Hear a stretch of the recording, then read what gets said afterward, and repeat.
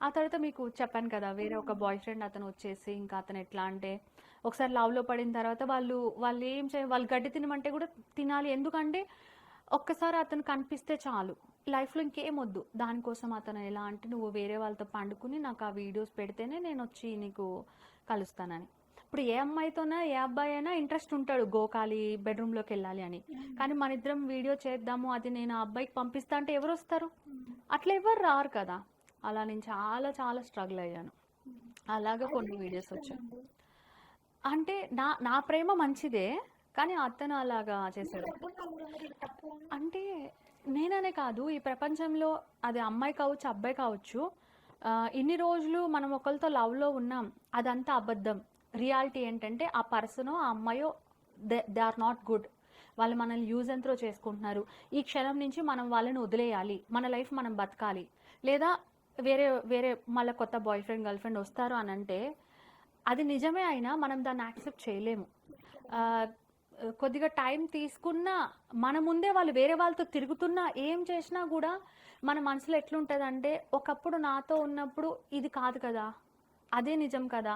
అది నిజం కాదు. కానీ అది బావుంది కదా!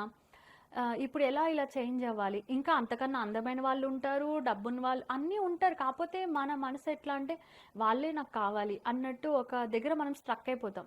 బట్ కొన్ని సంవత్సరాలు టైం పట్టినా దాని నుంచి బయటకొచ్చేసిన తర్వాత అది మనం తలుచుకుంటే ఫన్నీగా అనిపిస్తది. వీడి కోసం నేను ఒకప్పుడు ఇలా చేశానా? ఇప్పుడు వాడొచ్చి ముందు నిలబడ్డా ఫీలింగ్ ఏముండదు.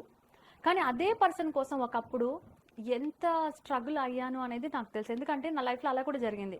అలా ఒక పర్సన్ కోసం స్ట్రగుల్ అయ్యి, ఆ తర్వాత it will take lot of time. అంటే ఒక చెట్టుని వేళ్ళతో సహా పీకాలి అంటే అది చాలా కష్టం అంటారు గదా!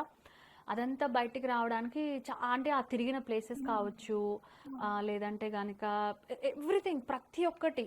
ఎలా అంటే మన బాడీలో బ్లడ్ ఎలా కలిసిపోయిందో అలాగా కలిసిపోతుంది లవ్ అనేది ఆ పర్సన్ తోటి. దాన్నంతా బయటకొచ్చి మళ్ళా కొత్త జీవితం స్టార్ట్ చేయాలి. సింగిల్‌గా బతకడం అలవాటు చేసుకోవాలి. కొత్త వాళ్ళతోటి మింగిల్ అవ్వాలి అంటే అది చాలా కష్టం. ఇదంతా జరిగిపోయిన తర్వాత ఆ పర్సన్ వచ్చి నుంచున్నా అసలు ఏం ఫీలింగ్ ఉండదు.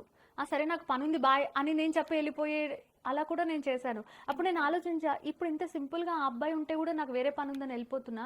మరి ఇదే పర్సన్‌తో రోజులో ఒక్క నిమిషం ఫోన్ మాట్లాడడం కోసం నేను ఎంత స్ట్రగుల్ అయ్యానో.